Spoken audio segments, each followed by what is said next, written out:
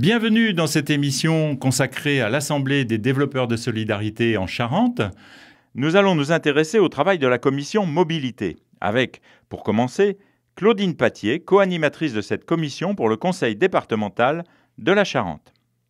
Ce groupe, il s'est constitué avec l'ensemble, on va dire, des acteurs en fait de la mobilité pour l'insertion, c'est-à-dire toutes les structures, tous les partenaires qui, à un moment ou à un autre, ont travaillé sur la thématique de la mobilité et ont mis en place des actions spécifiques.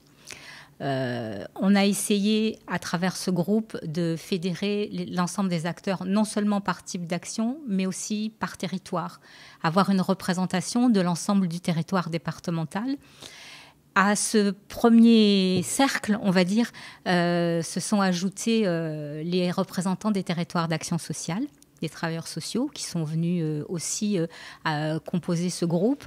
Et puis, j'ai sollicité quelques élus et aussi quelques établissements publics de coopération intercommunale, CDC, communauté d'agglo et CIAS. Le groupe s'est réuni à plusieurs reprises avec l'idée, le projet de parvenir à faire émerger de nouvelles solutions de mobilité pour les publics que les uns et les autres nous accompagnons. Il y a eu des réflexions autour de la lutte contre l'autosolisme, des réflexions sur comment mettre en place du covoiturage solidaire. On a fait appel à certains moments à des structures telles qu'Écosystème qui met en place un système de covoiturage via la Fondation SNCF. On a recherché aussi des exemples dans d'autres territoires, notamment dans le pays de Bressuire, des choses comme ça. Et on a essayé de parvenir à une proposition. Et ce n'est pas vraiment parvenu à ça. Et du coup, on s'est dit, peut-être que ce qui nous manque, c'est un état des lieux global de tout ce qui existe déjà en termes de mobilité, d'offres de mobilité sur le territoire. À la fois tout ce qui est dans le droit commun, entre guillemets, et puis aussi tout ce qui est plus spécifique et qui est lié à l'offre d'insertion.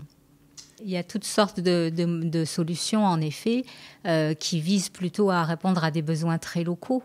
Je pense par exemple à certains services de transport à la demande qui sont très ciblés, que ce soit sur les publics concernés ou sur les motifs de déplacement et sur les circuits, par exemple.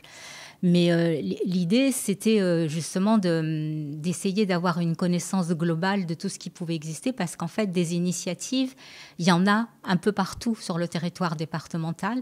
Ces initiatives, elles sont plus ou moins connues, plus ou moins utilisées, et elles sont souvent ciblées. Voilà. Et l'idée, c'était de se dire, si on avait connaissance d'un peu tout ce qui existait, c'est comment est-ce qu'on peut essayer d'articuler tout ça pour arriver à une offre peut-être plus globale. Voilà. C'était un petit peu ça l'idée de nos réflexions. Nous allons maintenant écouter Jean-Pierre Costard, directeur du Centre socio-culturel de Chalais, et Isabelle Naud, directrice coordinatrice de l'association Accueil Insertion Sud-Charente, et en même temps, présidente de Mobilité Ouest-Charente. Jean-Pierre Costard, Isabelle Naud, bonjour. Bonjour. Alors, vous avez été alerteur au sein de la commission mobilité de l'Assemblée, des développeurs de solidarité. Vous avez parlé de quoi ? Au départ, il y avait effectivement des élus qui ont participé, puisque, comme je le disais, un certain nombre de réflexions émergeaient de l'ensemble des territoires. Donc voilà, donc ça a été un premier temps de travail, de mise à plat et de confrontation riche entre des visions, je dirais, d'élus et des visions techniciens. D'accord. Pour arriver à essayer de dégager un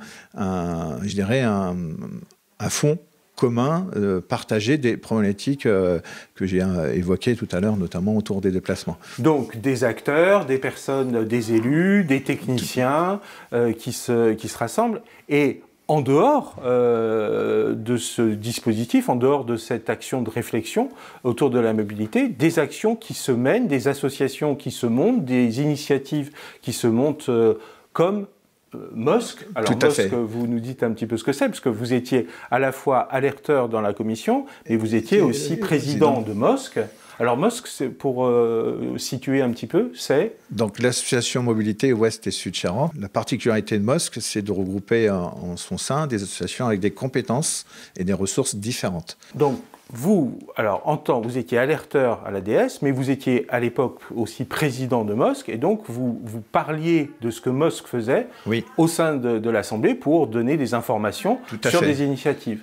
Alors pour rentrer un peu plus dans le détail, Isabelle No, vous pouvez nous dire un petit peu comment ça fonctionne, MOSC ? Alors MOSC a été, quand même, je reprends un tout petit peu l'initiative. Donc, en effet, cette association du Sud, au démarrage pour la création, qui s'associe avec l'Ouest. Et c'est le résultat de 20 ans, 25 ans de réunions autour du problème de la mobilité, des problèmes d'émancipation, d'autonomie des personnes qui, de fait, ne peuvent accéder à rien d'autre. Et malgré les dispositifs mis en place autres, pour les seniors, pour les enfants, pour les adultes, pour tout le monde, qui limitent l'essor du Sud-Charente. 20 ou 25 ans de réunions avec des élus, avec beaucoup de gens, et qui n'aboutissent sur pas de solution, comme le dit Jean-Pierre.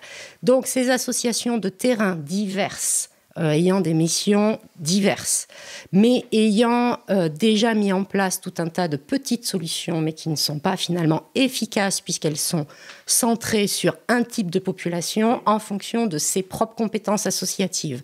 Ces associations s'associent, décident de mutualiser. Et donc, en mutualisant, l'association qui travaille auprès des seniors met à disposition le dispositif des seniors.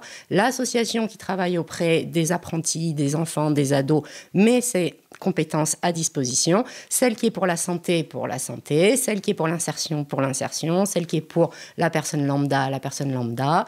Donc, cet ensemble d'associations a regroupé les dispositifs déjà existants et a déjà fait que finalement, au lieu d'avoir pour les seniors le jeudi de 9h à midi et pour les enfants du centre de loisirs le mercredi de 14h à 16h, a fait que finalement, on avait du lundi au vendredi, voire au samedi, des services de mobilité pour l'ensemble de la population mobilisée.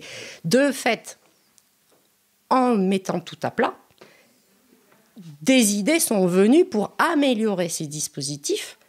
Et grâce à tout ce potentiel de compétences diverses et de secteurs différents, seniors, enfin de population, possible du coup de vraiment monter en puissance les dispositifs existants. Donc un dispositif comme MOSC est un dispositif plutôt vertueux, puisque vous êtes passé en gros du tuyau d'orgue au métier à tisser, en mettant en commun des ressources et en consolidant le tissu des réponses possibles sur les problématiques de mobilité. Donc, un dispositif comme MOSC et des initiatives comme MOSC, ça doit être plutôt intéressant et éclairant pour l'ADS qui ne peut que s'inspirer et essayer d'essaimer, de voir ce qui peut être fait dans d'autres parties du département sur un modèle comme celui-ci. Non pas que ça réponde forcément à tout, mais en tout cas, c'est un sacré bond en avant par rapport au dispositif ancien et aux 25 ans de réflexion plus ou moins stérile. Pour revenir à la question et en lien avec, je dirais, l'ADS, du coup, la problématique à laquelle nous sommes confrontés aujourd'hui, c'est, je dirais, deux logiques différentes. Alors, je ne veux pas les opposer, mais entre le milieu rural et le milieu urbain. Ouais. Puisque la question, je dirais, de participation du groupe mobilité au sein de l'ADS s'est heurté ainsi à cette problématique-là. C'est-à-dire qu'à un moment donné, on a axé plutôt mis l'accent sur les problématiques et les solutions en milieu rural, alors qu'il y a aussi des problématiques de déplacement en milieu urbain, même s'il y a des infrastructures, mais ce ne sont pas les mêmes. Et donc, cette question, je dirais, devra être traitée demain par la nouvelle forme de l'ADS, en se disant comment les uns alimentent les réflexions des autres. même si nous avons eu des présentations d'expériences, parce que c'était aussi ça l'intérêt du groupe de travail, c'est de recueillir des expériences, je dirais, qui sont menées dans d'autres territoires autres que le département de Charente. On est resté quand même bloqué à un moment donné sur cette confrontation. Est-ce qu'on met plus l'accent sur le milieu rural, ou est-ce qu'on met plus, enfin, ou l'urbain, ou est-ce qu'on cherche un équilibre? Et je dirais la difficulté, elle est, je dirais, à mettre en perspective avec ce que vit Mosque, du coup, ce qui expliquait Isabelle, sur la partie ouest, où on a une communauté d'agglomération qui a déjà un réseau de transport, alors qu'à côté, d'autres associations qui font partie de Mosque, plutôt sur la partie rurale, cherchent à trouver des solutions qui puissent, je dirais, convenir sur l'ensemble du territoire. Ce qui est assez révélateur, puisqu'en effet, l'association a voulu partir dès le départ sur une association du Sud et de l'Ouest, puisque c'est important au niveau des dynamiques. Et en effet, tout de suite, les conversations et le développement sur l'Ouest s'est heurté à cette problématique que l'Ouest a de la ruralité, mais une grosse communauté d'agglos. Donc, il va falloir remettre en route le métier à tisser et sortir et désenclaver les solutions utilisées dans un territoire ou dans un type de collectivité ou pour pouvoir tisser ensemble et tirer le meilleur pour le bénéfice des populations qui ont le droit et besoin de se déplacer. C'est ce qu'on appelle l'intermodalité. Exactement. À présent, le témoignage d'Alain Dems, responsable du centre social Les 4 Routes à Cognac. Je suis arrivé à la commission mobilité de l'ADS parce que je dirige une structure qui essaye d'offrir un sésame de mobilité à des personnes qui ont un projet d'emploi ou de formation, mais qui n'ont pas le moyen d'y accéder. Et donc, je dirige un garage et une auto-école solidaire. L'auto-école, évidemment, c'est pour que des personnes qui ont besoin du permis de conduire l'obtiennent. Les garages, ça peut être des personnes qui ont une voiture qui ne fonctionne pas. Ça peut être des gens qui n'ont pas de voiture et qui nous en louent une, ou un 2 roues d'ailleurs, ou un vélo électrique. Et dans quelques rares cas, qu'ils nous l'achètent. L'objectif, c'est toujours celui-là. C'est toujours de trouver des nouveaux dispositifs, des nouvelles manières de répondre à un besoin de personnes qui ont des réalités différentes. Soit qu'elles habitent dans une petite ville ou dans un village ou carrément à la campagne, qu'elles aient la capacité, elles, de conduire un vélo ou un scooter ou pas, ou une voiture, parce qu'elles ont le permis ou pas. Il y a des tas de situations extrêmement différentes. Il y a des gens qui ont besoin d'un véhicule pour aller à des horaires de travail uniquement. Il y a des personnes qui ont besoin d'avoir un véhicule pour des horaires de travail, plus aller chercher des enfants, plus aller faire des courses, plus, etc. Donc, chaque situation est différente. Alors, il existe des systèmes de transport à la demande, par exemple. La commission mobilité d'ADS me semblait le lieu, et ça s'est confirmé, où des personnes qui partagent un petit peu non seulement les préoccupations, mais aussi la connaissance des difficultés, des enjeux, des possibilités, se réunissent, discutent et testent finalement l'une ou l'autre hypothèse. Je me souviens qu'on avait eu comme ça une discussion avec des gens qui, dans un autre département, ont organisé un système de micro-covoiturage, du covoiturage pour des toutes petites distances. Et ils avaient pu nous montrer à quel point c'est complexe.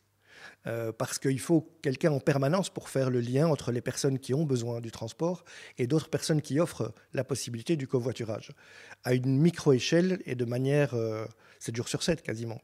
Donc, voilà, on avait pu se mettre ensemble et se rendre compte des difficultés, des possibilités, de ce qu'il fallait faire, ce qu'il fallait réunir pour trouver une solution qui fonctionne.